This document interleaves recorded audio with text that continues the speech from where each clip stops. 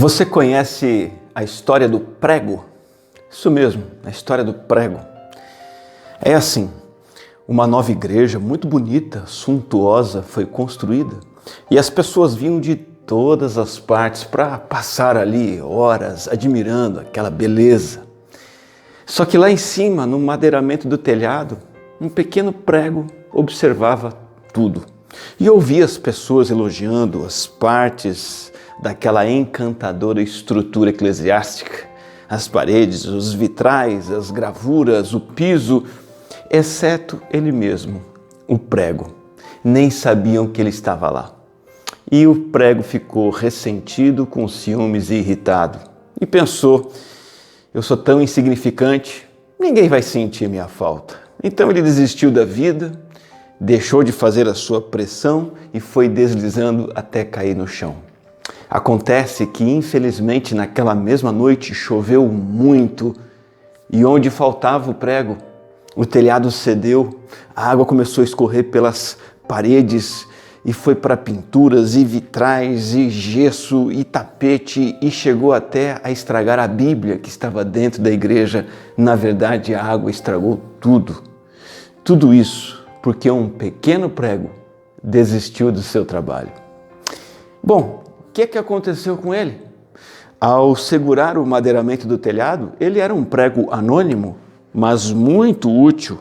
Entretanto, agora, lá embaixo, enterrado na lama, ele vai continuar no anonimato, mas também se tornou um completo inútil e acabará comido pela ferrugem. Com essa história eu chamo a sua atenção para o que Paulo diz aos Colossenses e o recado que ele manda a um homem chamado Arquipo. Colossenses 4,17 diz assim: digam a Arquipo, cuide em cumprir o ministério que você recebeu no Senhor. Arquipo é a 10ª pessoa que Paulo cita nas saudações finais da sua carta aos Colossenses. Essas pessoas são uma referência, um modelo, uma inspiração de compromisso com Cristo que nós estamos também aprendendo a seguir. Quem é esse Arquipo? Olhando para Colossenses 4,17 e também para outro texto que menciona este homem, Filemão, versículo 1 e 2, que diz: Paulo, prisioneiro de Cristo Jesus, e o irmão Timóteo, a você, Filemão, nosso amado cooperador, a irmã Áfia, a Arquipo, nosso companheiro de lutas, e a igreja que se reúne com você em sua casa. Olhando para essa passagem de Filemão e Colossenses, nós temos algumas hipóteses. É possível que Arquipo fosse filho de Filemão e Áfia.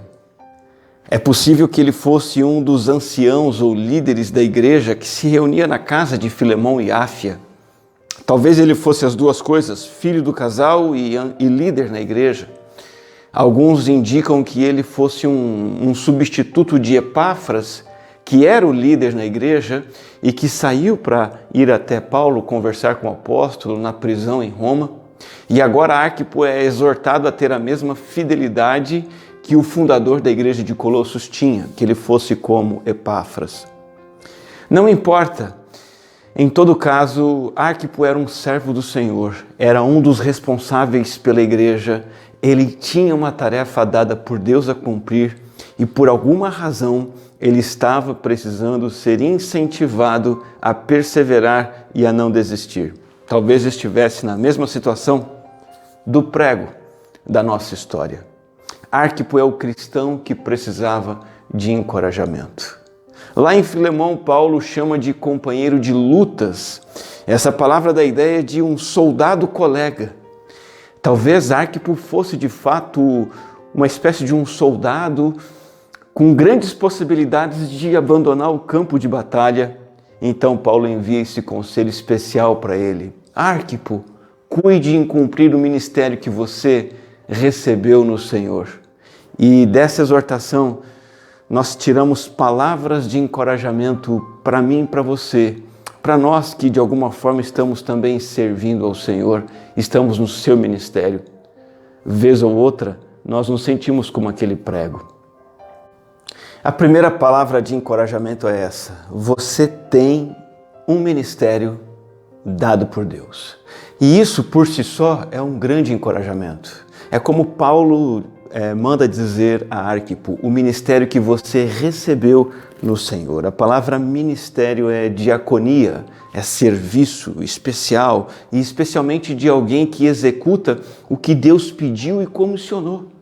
Essa palavra se refere àquele que proclama a palavra da parte de Deus, aquele que tem o ofício e o trabalho pastoral e também a todo e qualquer serviço realizado pelos crentes em favor da igreja, em favor do mundo.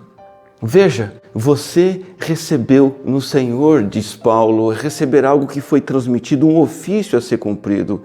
E quando se fala de um ministério recebido, envolve a ideia de você não rejeitar, não recusar-se fazer, não recusar a obediência. E isso é para todos nós. O ministério é recebido da parte de Deus como uma dádiva, uma responsabilidade. E Paulo lembra a Arquipo a respeito disso. Arquipo, você é dispenseiro de Deus. Um dia você vai prestar contas a Deus do trabalho que Ele designou a você. Deixa eu dizer uma coisa. Se você não sabe qual é o seu ministério na igreja, ou se você até sabe, mas não está realizando, eu preciso dizer a você, você está em desobediência contra Deus. Sabe por quê? Porque a igreja é como um time. A igreja não pode ter integrantes, atletas que estão ali apenas ocupando espaço, inativos.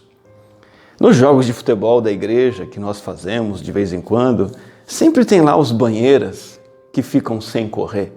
Mas na igreja não pode ter banheirista não. Sabe? É por causa de pessoas que sabem quais são os seus ministérios, sabem que receberam no Senhor e estão cumprindo, é que a obra de Deus vai acontecendo. É que a igreja é um lugar limpo, organizado. É porque tem gente trabalhando que a igreja tem suas confraternizações com um café, um lanche. É porque gente trabalha que temos reuniões de oração, pão e cálice servidos na ceia, crianças tendo aula, eventos de integração, músicas que são bem cantadas, bem tocadas, o som funcionando, a projeção de letras, de vídeos, doações sendo arrecadadas, distribuídas, a obra missionária sendo promovida, sustentada, realizada, atividades de discipulado e ensino com jovens, adolescentes e por aí vai. É porque pessoas entenderam que receberam o ministério do Senhor. É que todas essas coisas estão sendo realizadas. A primeira palavra de encorajamento é essa: você tem um ministério da parte do Senhor. A segunda palavra de encorajamento é: atente, meu irmão, minha irmã, para o seu ministério. Atente, diz a versão revista atualizada, para o ministério. Atentar é olhar para, considerar e sentir, prestar atenção. Coloque seus pensamentos no ministério que Deus te deu a você. Dirija sua mente nele. Deus te deu uma tarefa. É muito interessante perceber que essa palavra, atentar, tem muito a ver com a palavra episcopo, no grego, que nós entendemos como bispo em português. Essa ideia de olhar com cuidado especial. Tem esse sentido a palavra bispo, aquele que supervisiona. É a obra do bispo de ocupar-se, de estar à frente, ou se preocupando com a igreja, com o povo, com o rebanho, principalmente com ataques que as trevas fazem contra a igreja, e o bispo tem a função de prevenir e proteger. Paulo, o apóstolo, Epáfras, o líder de Colossos, se preocupava com a igreja. Tanto que Epáfras, ele tinha ido buscar conselho de Paulo, lá na prisão em Roma, e então Paulo escreveu uma carta para corrigir enganos teológicos. Nós lemos essas orientações em Colossenses capítulo 1 e 2. E agora Arquipo, que era um dos líderes que permaneceram na igreja, deveria também estar atento ao ministério dele. Pode ser que, sendo um vocacionado para o ministério pastoral, de liderança, Arquipo estivesse negligenciando seu chamado. Talvez ele estivesse se preocupando pouco com o falso ensino que ameaçava a igreja. Talvez ele estivesse desviando seu olhar para outras coisas. Estivesse ele indiferente ou não, o alerta permanece. Esse alerta é muito parecido com os alertas feitos com relação à atenção no volante. Quando o motorista dirige, o condutor está pilotando o veículo, ele precisa 100% da atenção focada no volante. E o grande vilão dos nossos dias é o celular. E o uso do celular enquanto você dirige pode reduzir, olha só, em até 80% a atenção necessária. O uso do celular retarda em 35% a reação do condutor a intercorrências enquanto ele dirige. O uso do celular faz o condutor perder a visão panorâmica e os estudiosos dizem que aumenta 400% o risco de acidentes. Assim como o motorista precisa estar totalmente atento ao seu trabalho no volante, o ministro de Deus precisa estar 100% atento ao trabalho que Deus lhe deu. Tomara que cada um de nós leve muito a sério a tarefa que o Senhor nos deu. Que fiquemos muito atentos àquilo que o Senhor nos foi ordenar, o que o Senhor nos ordenou para cumprirmos direito o que Ele ordenou. Atente para o seu ministério, não para o ministério dos outros. É quando você começa a olhar para o trabalho do outro, a responsabilidade do outro, como ele está fazendo ou deixando de fazer, é que começa a surgir ou a crítica, ou a inveja, ou as duas coisas. Que você olhe para o ministério que Deus te deu. Eu não sei se você sabe, mas uma grande crise para ministros de tempo integral, pastores, missionários, por exemplo, é a comparação com colegas. Ora, a inveja por um colega mais bem-sucedido, ou então o orgulho por um colega que está mal sucedido. E isso precisa ser bem administrado. De que maneira? Cada ministro olhando para o seu próprio trabalho e não para o trabalho dos outros. E dentro das igrejas, os voluntários das igrejas, isso também pode acontecer e é um grande equívoco. Você começa a olhar para o que o outro está fazendo e você tem inveja dele ou você critica, o seu orgulho vem à tona. Nós temos que atentar, cada um de nós, para a tarefa que Deus deu para nós mesmos e não ficar medindo a tarefa dos outros. É muito interessante a repreensão que Jesus deu a Pedro num dado momento em que Pedro começa a olhar para João, para o que Jesus tinha para João e qual era o ministério de João. O Evangelho conta que Pedro voltou-se, ele estava com Jesus, ele voltou-se e viu que o discípulo a quem Jesus amava o seguia. Quando Pedro viu, perguntou: Senhor, e quanto a ele? Respondeu Jesus: se eu quiser que ele permaneça vivo até que eu volte, o que importa? Quanto a você, siga-me. Essas palavras são para mim e para você também, meu irmão, minha irmã. Os planos que eu tenho para o outro, não importa a você. Quanto a você, siga-me. Quanto a você, faz o seu trabalho. Quanto a você, seja fiel no ministério que eu te dei. Atente para o seu ministério, não para o ministério do outro. Atente para o seu ministério, em segundo lugar, não para o resultado do ministério. Quando fazemos um trabalho no reino, nós nutrimos expectativas. Queremos, por exemplo, receber reconhecimento por aquilo, queremos que dê certo, bons resultados, sucesso, mas o Senhor diz para nós: não é nada disso para que você tem que olhar, e sim para que eu estou exigindo de você. Deixa eu dizer uma coisa, o que Deus requer de quem serve a Ele é fidelidade e não milagres. O especialista em milagres é o Senhor, faça a sua parte. Isso acontece na dinâmica da vida cristã, por exemplo, no casamento. Nós queremos ver os resultados da nossa fidelidade conjugal. Puxa vida, eu vou cumprir minha parte, será que meu marido vai ver? Eu vou ser um marido fiel, será que minha esposa vai perceber? Os resultados não são com você. A sua parte é olhar para aquilo que lhe compete, para o seu ministério. E em terceiro lugar, atente para o seu ministério e não para as coisas desse mundo. Não deixe que o seu foco e o seu coração se desviem do ministério que Deus te deu para as coisas desse mundo. Muita gente deixa de servir na igreja, deixa de servir no trabalho, na obra missionária, ou nem começa porque o seu foco está desviado. São pessoas que não querem chegar mais cedo na igreja para preparar alguma coisa, porque estão entretidas e querem continuar entretidas na televisão à tarde, nos programas em família, etc. São pessoas que não querem separar um tempo livre para realizar um serviço à igreja porque sabem que vão ter que dedicar tempo e esforço. Pessoas que não querem separar uma noite na semana para participar de um estudo bíblico, receber um grupo de comunhão em casa, fazer uma visita de promoção social, porque não querem separar uma noite para fazer a obra de Deus. Não estão olhando para o ministério, estão olhando para o seu descanso, para a sua televisão, para o seu conforto. Deus está dizendo, preste atenção no ministério que eu te dei. É para isso que você tem que olhar, é para isso que eu quero que você olhe.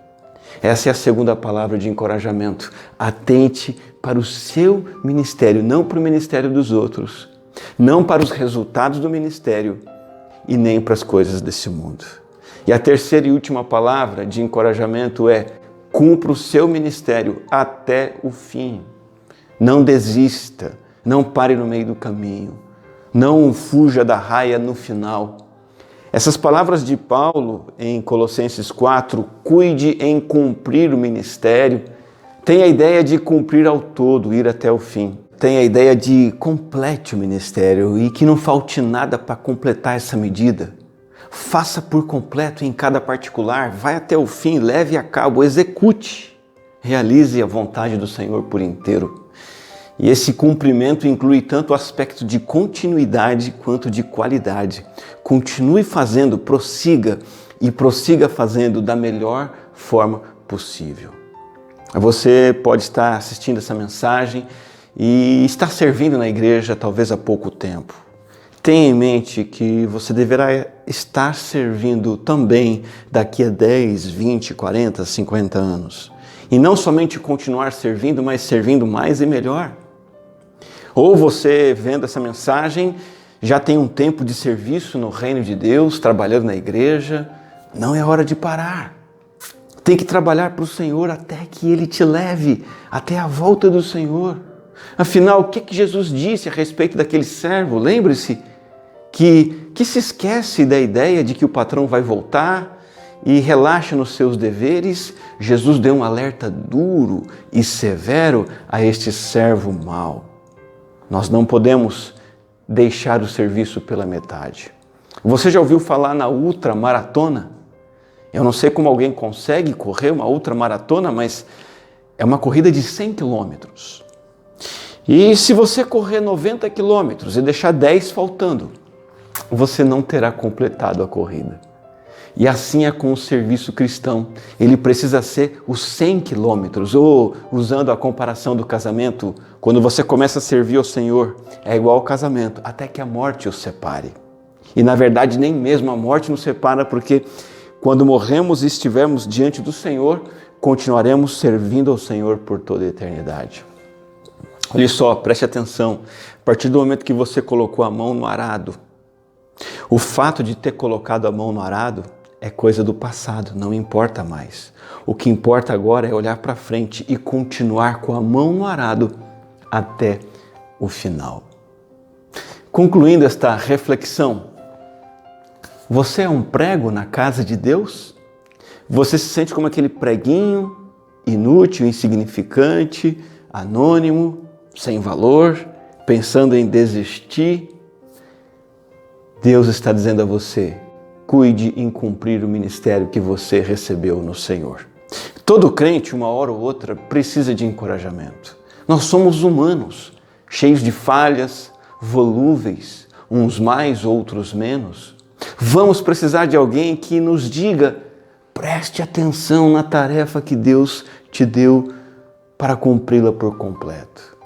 Vez ou outra, alguém que conhecemos está precisando ouvir isso de nós, e você talvez deva encorajar outros a cumprirem o seu ministério. Não importa. Há uma palavra de encorajamento de Deus para você. Em primeiro lugar, Deus te deu o ministério. Em segundo lugar, preste atenção no seu ministério, não no ministério dos outros. E em terceiro lugar, cumpra o seu ministério por completo. Paulo enfatizou a responsabilidade de Arquipo, diante do Senhor e o mesmo vale para você e para mim. Assuma a responsabilidade, execute o serviço com dedicação, sabendo que somente você poderá cumprir algo para o Senhor se você se dedicar completamente a isso, com todo o empenho. Prossiga servindo o Senhor. Eu quero orar com você, vamos falar com o nosso Senhor. Agradecemos a Deus por nos chamar para o teu ministério, por nos colocar no teu reino, nos dar tarefas e capacidade para cumpri-las. Vez ou outra, Senhor, por diversas circunstâncias, nos sentimos desanimados e desejosos de deixar de cumprir a nossa função. Nos ajuda, Pai, a ouvir esta palavra do Senhor e atentar para o ministério que o Senhor nos deu para cumpri-lo com excelência, com alegria, com sinceridade, com fidelidade. Te damos graças, ó Deus, e clamamos a tua ajuda em nome do Senhor Jesus. Amém. Que Deus abençoe sua vida e que essa palavra possa fazer diferença para você.